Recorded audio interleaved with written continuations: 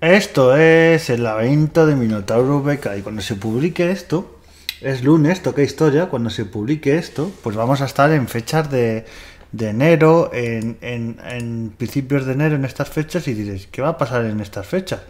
Pues que se celebra la conquista de Granada por parte de los Reyes Católicos y quería aprovechar porque es una fecha que también se usa de políticamente a veces por ciertos partidos y creo que es algo que conocemos, la conquista de Granada, sobre todo esta época por los Reyes Católicos, yo creo que es lo más conocido. Yo, por ejemplo, y es algo que haré de vez en cuando, os traje el año pasado la vida un poquito de Yusuf IV, que era uno de los reyes de Granada, pero es eso, no conocemos prácticamente la historia del reino en sí en Granada, como pasa con otros reinos. Bueno, si ya hablamos del reino de Granada, conocemos algo, por lo menos su final, pero es que de otros reinos por ejemplo, el reino de Zaragoza, la taifa de Zaragoza, la conocemos gracias a que tuvo una historia en común con el Cid Campeador, pero si no, prácticamente pasaría desconocido. Muchas de esas taifas, incluso el reino almohade y almorávide, no los conocemos prácticamente.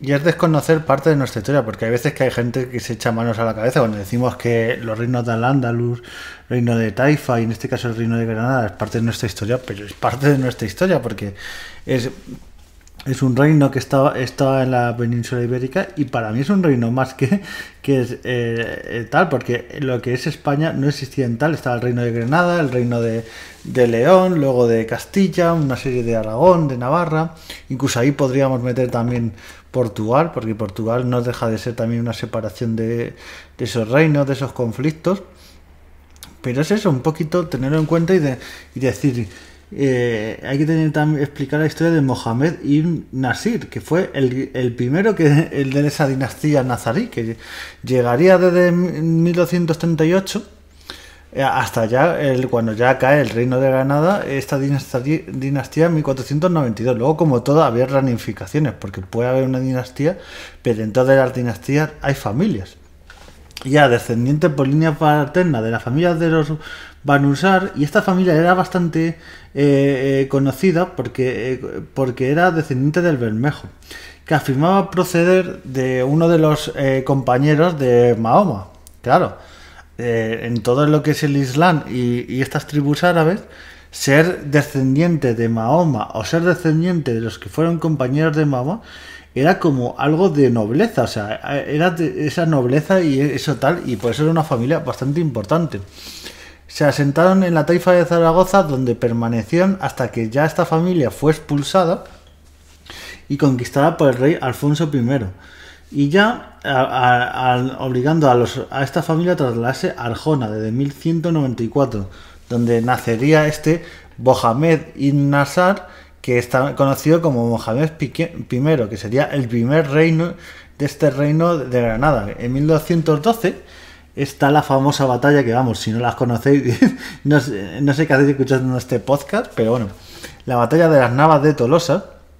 Claro, lo que piensa mucha gente que es que cuando después de la batalla de Navas de Tolosa cayó al momento el reino de Al-Ándalus, y no fue así.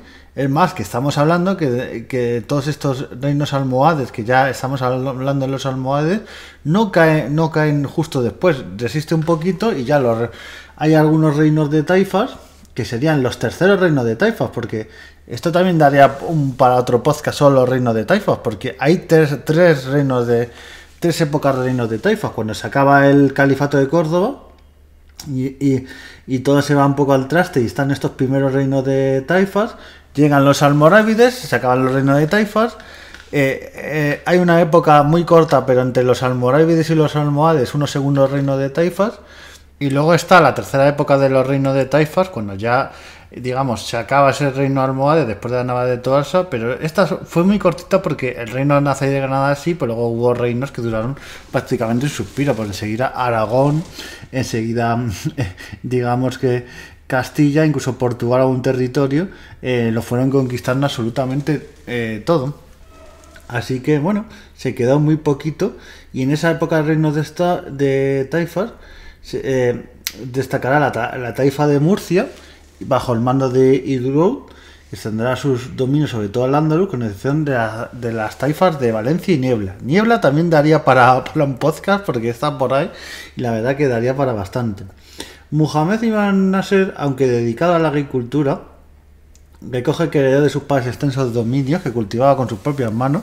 También esto es imbuir de una cierta leyenda, o sea, decir que es de orígenes humildes, cuando os he leído hace un rato que venía de una familia que era de un linaje, por otro lado, de uno de los seguidores de Mahoma. Entonces, por un lado le dices esto y por otro lado que es de orígenes humildes. Entonces, hipótesis que digo yo, que podía ser de orígenes humildes y que dijeron lo otro, de que era descendiente de esta familia, para un poquito legitimar, digamos, esta doble vara de medir que se hacía. Y eso, y prestigio, alcanzó reconocimiento y prestigio en su ciudad natal al encabezar operaciones militares de defensa en la frontera de las incursiones cristianas. Recordemos que acaba de ser las Navas de Tolosa y están ahí luchando por mantener la posición esos pueblos de los reinos de Taifa. Y estas incursiones cristianas y las continuas derrotas que sufren las tropas provocan el malestar de la población contra este y son aprovechadas por Mohamed ibn Nasser para alzarse con el apoyo de su familia, encabezada por su tío, con los que se haya emparentado por matrimonio, contra el rey de la taifa de Murcia y proclamarse sultán de la taifa de Arjona. Todas estas taifas que había, todos estos reinos y todo tal. Os recomiendo también el podcast que hice sobre la batalla de Albacete, porque también se habla de cómo los propios reyes cristianos ayudaban a estos sultanes árabes, porque era una manera de poner cizañas entre ellos, y bueno, y a veces cuando se habla de reconquista no se habla de estas cosas. Inmediatamente inicia la expansión territorial de este pequeño reino que empezó a hacer, porque ya recordemos que se hace sultán de Arjona y ya va conquistando Guadix, Baza, Jerez de la Frontera, y continúan con la toma de Úbeda, Porcuana, Córdoba y Jaén. Claro, estamos hablando, Jaén es donde establecerá la capital, pero Córdoba era muy importante, porque Córdoba, aunque ya prácticamente no tuviera importancia, Córdoba había sido la capital del califato de Córdoba.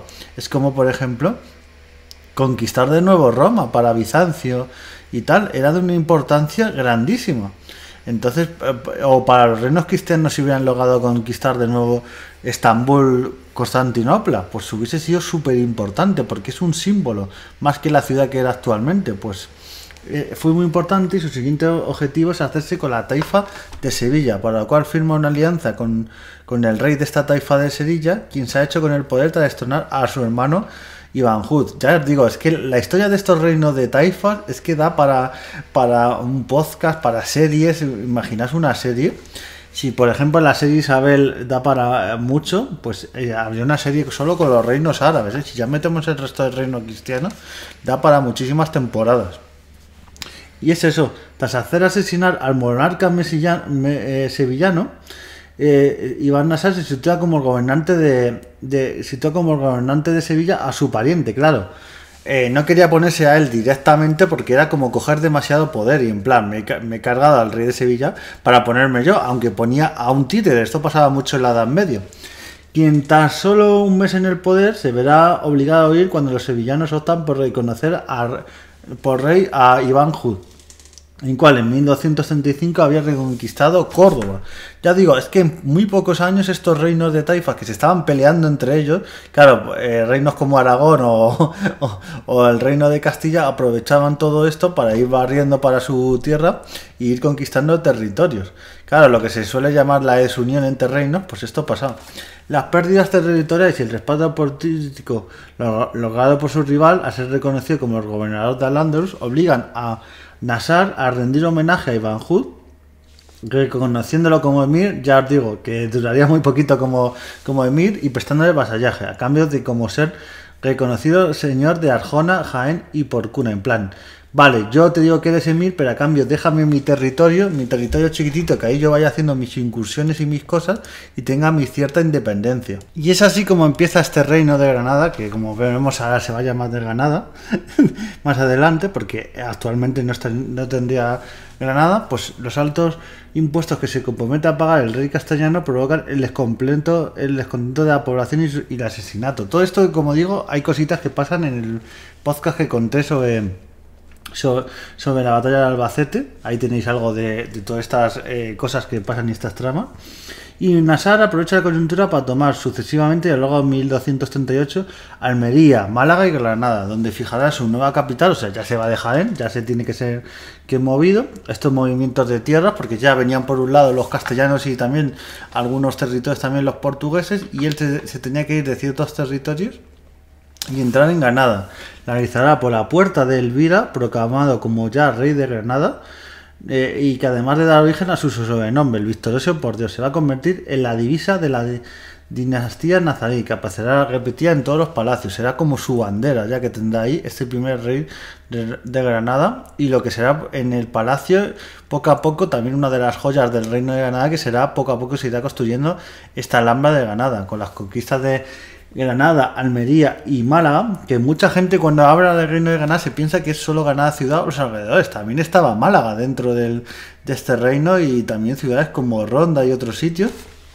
Consigue el dominio territorial que alcanzará la dinastía de nazarí, aunque solo mantendrá unos años y luego ya poco a poco perderá unos territorios, pero el dominio grande de Málaga, Granada y algunos territorios, eso lo mantendrá prácticamente, perderá unos territorios poquito a poco, pero lo mantendrá hasta prácticamente en 1492.